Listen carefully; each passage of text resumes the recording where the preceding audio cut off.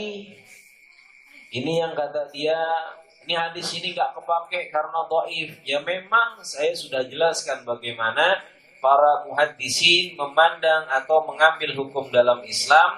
Lalu ada hukum-hukum yang diambil dari sesuatu yang tidak mereka sepakati. Salah satunya mengambil hadis dhaif sebagai landasan hukum, sebagai alat untuk membuat atau mengolah sebuah proses ijtihad. Nah mereka itu kan nggak mengambil hadis-hadis dhaif. Tapi apakah ulama lain juga berpendapat sama seperti dia? Ini adalah ikhtilaf. Sayangnya nggak jujur bahwasanya ini ada ikhtilaf dalam hal ini, dalam proses ijtihad ini, dalam proses mengambil hukum ini. Nah makanya di sini saya kasih tahu bahwasanya ada peristiwa yang menggambarkan bahwasanya diriwayatkan oleh Ibnu Syahid, Khatib Al-Baghdadi dan Imam Daruqutni dengan sanad yang dhaif. Lihat tuh, kalau ulama Ahlus Sunnah wal Jamaah kalau dhaif bilang dhaif, nggak ditutup-tutupin, sanadnya dhaif dari Aisyah radhiyallahu anha. Tapi ingat, hadis dhaif ini afdalu min qaulil ulama, lebih baik, lebih terhormat, lebih mulia dari perkataan ulama. Karena dhaif ini biasanya bermasalah pada sanadnya, pada perawinya. Nah gitu. Bisa jadi matannya itu sahih, matannya benar. Isinya qalat hajja bina Rasulullah sallallahu alaihi wasallam hajjatal wada. Bahwasanya Rasulullah sallallahu alaihi wasallam berhaji bersama kami pada kesempatan hajjatul wada, haji yang terakhir, haji perpisahan namanya hujjatul wada. Famarra bi ala uqbatil hajun, maka melintaslah kami, melewati kami kepada sebuah tempat, di sebuah tempat yang namanya Uqbatul Hajun. Uqbatul Hajun. Wa huwa baqin. Lalu tiba-tiba Nabi itu menangis, bakin. Hazinun, menangis sangat terseduh-seduh, sangat dalam dia menangisnya. Muqtan, gundah, gulana, gelisah. Fanazal, famakasa anni tawilan. Lalu Nabi itu meninggalkan Aisyah, berpaling dari Aisyah. Anni tawilan, dalam waktu yang cukup lama. Jadi Nabi nangis. Lalu Nabi menyingkir dari Aisyah, pergi dari Aisyah, berpaling dari Aisyah dalam waktu yang cukup lama. Tsumma ada ilayya, lalu dia, siapa dia? Baginda Nabi Muhammad sallallahu alaihi wasallam kembali kepadaku, kepada Aisyah. Wa huwa farihun mubtasim, dan dia dalam keadaan bahagia. Kali ini mubtasim, tersenyum-senyum, senang, bahagia, gembira. Fakultu lahu, lalu aku bertanya kepada baginda Rasulullah sallallahu alaihi wasallam. Faqala, lalu dia menjawab Muhammad sallallahu alaihi wasallam, "Dhahabtu li qabri ummi." Saya baru saja pergi dari kuburan ibuku. Fasa'altullaha yuhyiha. Lalu aku minta kepada Allah, aku berdoa kepada Allah, yuhyiha, untuk menghidupkan dia. Siapa? Ibunya. Fa'ahyaha, lalu Allah menghidupkan dia. Fa'amanat bi, dan dia, siapa? Ibunya, Aminah, beriman kepadaku. Waraddaha Allah, lalu Allah kembalikan dia dalam keadaan semula. Maksudnya diwafatkan kembali setelah sebelumnya hidup dan beriman kepada baginda Nabi Muhammad SAW. Ini riwayat Ibnu Hashim dan Khatib Al-Baghdadi dan Imam Daruqutni.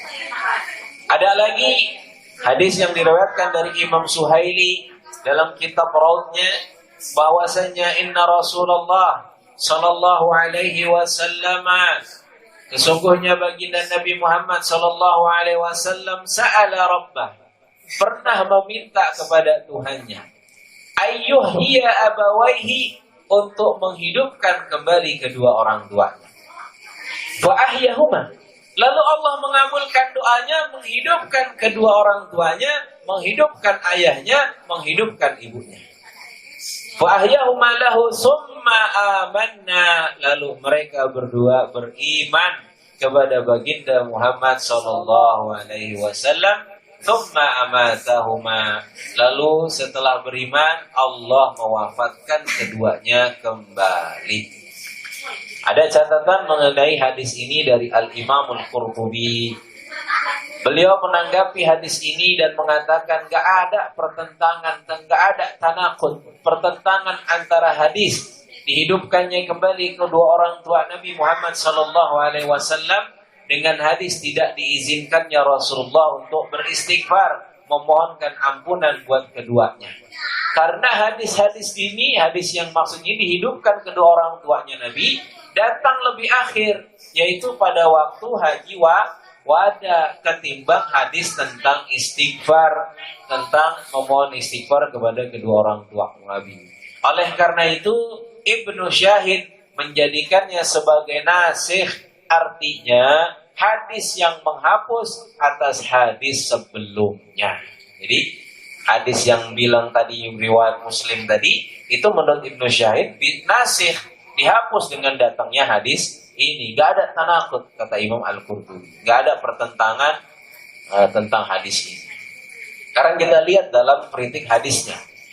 Imam Suyuti menerangkan bahwasanya dalam perawi hadis yang awal itu tentang Rasulullah minta izin untuk mendoakan kedua orang tuanya tapi nggak diizinkan, minta izin untuk berziarah lalu diizinkan. Ada seorang perawi yang namanya Hammad. Ini perawi ini dianggap ini bermasalah, diragukan oleh para ahli hadis. Dan hadis tersebut hanya diriwayatkan oleh Imam Muslim. Padahal banyak riwayat lain yang lebih kuat darinya. Seperti riwayat dari Ma'mar bin Anas, lalu Al-Baihaqi dari Sa'ad bin Abi Waqqas. Ini bunyi hadisnya. Inna a'rabiyan qala li Rasulillah sallallahu alaihi wasallam. Sesungguhnya ada orang Arab Badui yang berkata kepada baginda Rasulullah sallallahu alaihi wasallam, "Aina abi?" Ya Rasul, di mana ayahku? Qala, berkatalah siapa dia? Baginda Nabi Muhammad sallallahu alaihi wasallam, "Finnari." Bapakmu yang ada di neraka. Qala fa aina abuk? Lalu dia berkata si Badui tersebut, lalu di mana ayahmu? Qala, berkata baginda Nabi Muhammad sallallahu alaihi wasallam, "Haitsuma mararta bi qabri kafirin fabashshirhu bin nari." Kata baginda Nabi Muhammad sallallahu alaihi wasallam, sekiranya engkau mararta melewati bi qabri kafir, di kuburan seorang kafir, fabashshirhu, maka beritakanlah kabar gembira kepada ahlul ahlul janazah itu, kepada orang yang ada di kuburan itu, ahlul maqbarah itu. Fabashshirhu, berikanlah berita gembira bahwasanya dia tempatnya binnari, di dalam neraka. Itu nauzubillah waliyadu billah. Jadi ada kritik hadis, Pak, nggak mutlak bisa diterima. Ada yang mengkritik ulama yang lain. Dia adalah Al-Imam Suyuti yang menerangkan bahwasanya ada si Hammad di situ yang bermasalah perawinya. Maka kata ahli hadis, para muhaddisin sepakat bahwasanya Ma'mar dan Al-Baihaqi lebih kuat periwayatannya ketimbang Hammad. Sehingga riwayat Ma'mar dan Baihaqi harus didahulukan. Jangan diambil periwayatan Hammad. Kalau dia mau kebalik, yang riwayat Hammad digembor-gemborkan dari dulu begitu sampai sekarang begitu. Dan kenapa harus jadi konsumsi umum? Kalau seandainya dia tidak setuju atau mengimani bahwasanya orang tua Nabi masuk ke dalam neraka, menurut dia tidak usah menjadi konsumsi publik, dijadikan bahan tematik pengajian, dan akhirnya orang menyinggung atau berkata yang bukan-bukan tentang kedua orang tua Nabi. Seandainya Rasulullah Shallallahu Alaihi Wasallam masih ada dan beliau mengetahui hal ini, apa enggak sedih? Apa beliau enggak sedih melihat kedua orang tuanya jadi olok-olok, orang tuanya masuk neraka, orang tuanya masuk neraka? Seorang kita aja ini, kita yang bukan siapa-siapa. Kalau orang tua kita diledek, kalau orang tua kita dihina, apa yang kita lakukan? Marah, lawan, lindungi kehormatan kedua orang tua kita. Nah sekarang orang tuanya Rasul jadi konsumsi publik, dibully rame-rame gitu, dibilang masuk neraka. Nauzubillahi min dzalik. Jangan ikut-ikutan hal yang seperti itu. Pertanyaan saya, ada yang bilang, tadi si Firanda juga bilang, Ustaz Firanda itu bilang, itu hadis yang bilang mengenai Rasulullah menghidupkan kedua orang tuanya itu dhaif, nggak benar, jangan diikutin, jangan percaya. Lalu saya bilang, kenapa susah menerima bahwasanya Rasulullah Shallallahu Alaihi Wasallam bisa menghidupkan orang yang sudah mati? Ayo, ini bapak-bapak jangan-jangan masih belum sependapat sama saya atau masih bingung atau bagaimana? Dijawab pertanyaan saya tuh, itu saya ngetik, saya yang bertanggung jawabkan. Kenapa susah menerima Rasulullah Shallallahu Alaihi Wasallam bisa menghidupkan orang yang sudah mati? Keluar dari konteks yang tadi. Seandainya gitu. Kenapa susah? Kita lihat dalam kitab Sulamul Munajah, karangan Al-Imam Umar Al-Bantani. Ini orang Indonesia asli yang jadi mufti. Dia punya kitab namanya Sulamul Munajah. Beliau tulis dalam kitabnya tersebut, wa an ba'dil ulama'i annahu asarra birrumi. Sesungguhnya dari beberapa ulama, ada seorang ulama yang ketika dia ditawan oleh orang-orang Roma, ya, ditawan oleh orang-orang Roma. Ini dimaui dalam kitabnya. Faqala lahum, lalu mereka berkata kepadanya, ulama tersebut berkata kepada orang-orang Rom itu, lima ta'buduna Isa, kenapa engkau itu menyembah Isa?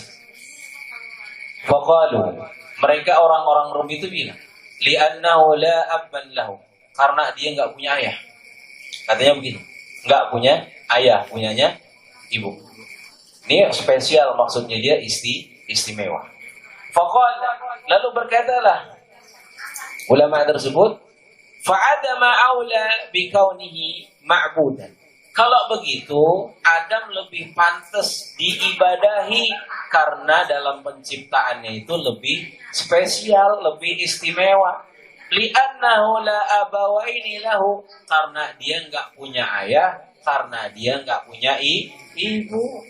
Kalau Isa spesial, dia bisa hidup walau hanya dari rahim seorang ibu tanpa ayah, maka kenapa enggak nyembah Adam saja yang dia enggak punya ayah, yang dia tidak punya ibu? Qalu, lalu orang-orang Rum itu bilang, fa innahu kana yuhyil mauta. Kalau begitu kami menyembah Isa karena Isa punya keistimewaan, yuhyil mauta, menghidupkan orang yang Pak, dulu sebelum itu ada seorang laki-laki yang namanya Isa Al-Masih alaihi salam. Diberikan karamah oleh Allah, diberikan mukjizat oleh Allah, bisa menghidupkan orang mati. Qal, berkatalah ulama tadi, kalau alasan kalian menyembah Isa itu karena dia punya mukjizat, bisa menghidupkan orang yang mati, maka fahizqil, Hizqil itu nama Nabi Israel. Fahizqil aula bidzalik, maka Hizqil lebih utama dari hal itu, lebih hebat dari Isa. Kok bisa? Li'anna Isa ahya arba'atan nafarin, karena Isa cuma menghidupkan 4 jiwa. Wa Hizqil, tapi Nabiullah Hizqil ahya samaniyata alaf, menghidupkan samaniyata alaf, 8.000 jiwa. Subhan. Ini jangan main otak, jangan main logika. Berapa yang dihidupkan? 8.000 jiwa. Faqalu fa inna kana yusirul akhmaha wal abras. Ngeyel lagi nih orang-orang Rum. Kalau begitu, kami menyembah dia karena Isa alaihissalam yubri'ul akhmah wal abras, punya kebiasaan, bisa pengobatan, bisa mengobati orang-orang yang sakitnya itu belang. Apa namanya? Abras. Belang itu apa sih namanya? Kusta ya. Ya kayak kusta gitu belang. Qala, berkatalah ulama tersebut, fajarjish. Nah, ada nabi lagi namanya Jarjish. Aula bidzalik, maka Jarjish lebih hebat dari itu, li'annahu, karena dia pernah tabakha wa ahraqa, dia pernah dimasak, dia pernah dipanggang. Summa kharaja min matbakhah saliman, lalu dia keluar dari panggangan tersebut dalam keadaan selamat. Subhanallah, Masya Allah. Jadi bapak-bapak, kalau mengenai mukjizat, mengenai karomah, Allah yang lebih tahu. Allahu a'lamu bimuradih. Allah yang ingin memuliakan hambanya dengan cara apapun yang dia kehendaki, bukan terbatas dengan nalar logika manusia. Enggak gitu. Pertanyaannya kembali, kenapa susah menerima Rasulullah bisa menghidupkan orang yang sudah mati? Kalau sebelumnya sudah ada contohnya yang lebih hebat dari itu. Nih yang lebih hebat lagi Pak, saya kutip dari kitabnya Jawahirul Ma'ani fi Manaqibil Syekh Abdul Qadir Jailani. Syekh Ahmad Jauri Umar Pasuruan bilang nih dalam kitabnya, saya singkat aja ya. Suatu saat, wa marral ghausu yawman fi mihlah fara'a musliman wa nasraniyan yatajadalan. Suatu saat melewati Al-Ghaus Syekh Abdul Qadir Jailani yauman, pada suatu hari, fi mihlah, pada suatu tempat, fara'a musliman wa nasraniyan yatajadalani, lalu dia melihat seorang muslim, laki-laki muslim, dan seorang orang Nasrani, orang Kristen, mutajadil, yatajadalan, mereka itu kedua berdebat. Fasa'ala al-Ghausu an mujadalatihima, lalu Al-Ghaus Al-Syekh Abdul Qadir Jailani bilang kepada mereka, bertanya tentang apa yang mereka perdebatkan. Faqala al-muslimu yaqul, si muslim tadi berkata, hadzal aisui, ini orang Kristen, ini orang Kristen, ini orang Nasrani. Inna Isa alaihissalam afdalu min nabiyikum Muhammadin sallallahu alaihi wasallam. Dia bilang orang Kristen itu bahwasanya Isa itu lebih baik, lebih afdal daripada Muhammad sallallahu alaihi wasallam. Katanya begitu. Perdebatan. Ya laki-laki, wa ana aqul, lalu aku berkata, ya Syekh, bal nabiyuna Muhammadin sallallahu alaihi wasallam afdal. Lalu saya berkata bahwasanya nabi kita Muhammad sallallahu alaihi wasallam lebih baik, lebih afdal, lebih hebat. Faqala al-Ghaus, lalu berkatalah Al-Ghaus Syekh Abdul Qadir Jailani lin Nasrani, pada orang Nasrani tersebut, bi ayyi dalilin sabata fadilata Isa alaihi salam, dengan dalil apa kamu bisa menetapkan bahwasanya keagungan Isa alaihissalam ala nabiyyina Muhammadin sallallahu alaihi wasallam, terhadap baginda Nabi Muhammad sallallahu alaihi wasallam. Faqala al-Aisui, lalu berkatalah Nasrani itu, inna Isa alaihissalam, sesungguhnya Isa alaihissalam, kana yuhyil mauta, dia bisa menghidupkan orang yang mati. Qala al-Ghaus, berkatalah Al-Ghaus Abdul Qadir Jailani, inni lastu nabiyya bal min ummati Muhammadin sallallahu alaihi wasallam. Al-Ghaus ya Syekh Abdul Qadir Jailani berkata, sesungguhnya saya ini bukan nabi. Lihat, lastu nabi, sesungguhnya saya ini bukan nabi, bal min ummati Muhammadin, tapi aku adalah bagian umatnya Muhammad sallallahu alaihi wasallam. In ahyaitu, nah Masya Allah, dia bilang begitu, in ahyaitu, kalau seandainya saya bisa menghidupkan mayitan, seorang mayit, orang yang sudah meninggal, atau binabiyina Muhammadin sallallahu alaihi wasallam, kamu mau beriman gak dengan Nabi Muhammad sallallahu alaihi wasallam?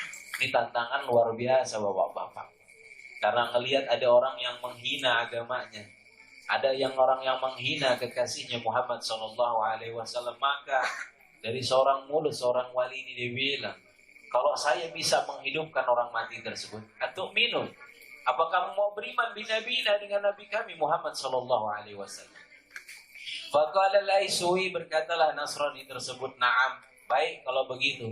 Faqala al-Ghaus, berkatalah Al-Ghaus Abdul Qadir Jailani qadallahu sirruhu, arini qabran darisan ramiman, tunjukkan kepadaku kubur yang paling tua di daerah ini, yang paling tua kuburnya, yang paling keramat, yang paling ditakuti, kuburan darisan yang gak terurus ya.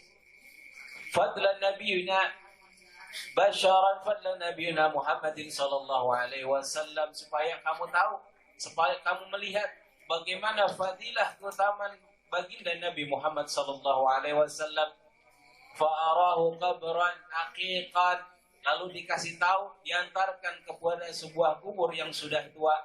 Faqala, lalu berkatalah Al-Ghaus Syabul Qadir Jilani radhiyallahu ta'ala anhu lil Aiswi, kepada Nasrani tersebut, inna Isa alaihissalam bi ayyi kalamin kana yukhatibul mayyiti hina ahya. Bagaimana perkataan Isa alaihissalam ketika menghidupkan orang yang mati? Syekh Abdul Qadir tanya. Faqala al-Aiswi, lalu berkatalah orang Nasrani tersebut, fi jawabi, dengan menjawab, kana yukhatibuhu, dulu Isa menghidupkan orang yang mati dengan mengucapkan biqaulihi qum biidnillahi ta'ala, bangunlah kamu wahai mayit, wahai jenazah, biidnillahi ta'ala, dengan izin Allah subhanahu wa ta'ala. Faqala lahu al-Ghaus, berkatalah al-Ghaus Syekh Abdul Qadir Jailani qadallahu sirrahu, qaddasallahu sirrahu, inna sahiba hadzal qabr kana mughanniyan fid dunya. Kamu tahu bahwasanya orang yang terpendam dalam kubur ini, sahibul kubur ini, dulu waktu semasa di dunia, mughanniyan, dia adalah seorang penyanyi, fid dunya, di alam dunia. In arata, kalau kamu mau, an uhyiyahu mughanniyan, kalau kamu mau aku hidupkan dia dalam keadaan bernyanyi, fa ana mujibu laka, faqala na'am, maka aku akan kabulkan permintaanmu. Faqala na'am, maka berkatalah Nasrani itu, iya. Fatawajahal Ghaus ila al-qabri, maka menghadaplah al-Ghaus Abdul Qadir Jailani qadallahu sirra, qaddasallahu sirra, ila al-qabri, kepada kuburan tersebut. Wa qala qum bi'izni, bangunlah dengan izinku. Masya Allah. Fashtaqal qabru, maka kubur itu bergetar. Wa qamal mayyitu, maka berdirilah mayit itu, hayyan mughanniyan, dalam keadaan hidup dan dia sedang bernyanyi. Sallu ala Nabi Muhammad. Allahumma salli wa sallim wa barik alaihi. Bapak, kalau kita baca resapi secara redaksional, pasti banyak yang gak menerima. Karena ini takarannya, mohon maaf kalau malam ini kayaknya rada berat ini. Mohon maaf kalau malam ini terpaksa ada yang harus saya bahas lebih dalam lagi. Mohon maaf kalau memang ada yang tidak menyambung belum. Mudah-mudahan Allah berikan hidayah kepada kita semuanya untuk mendapatkan asrar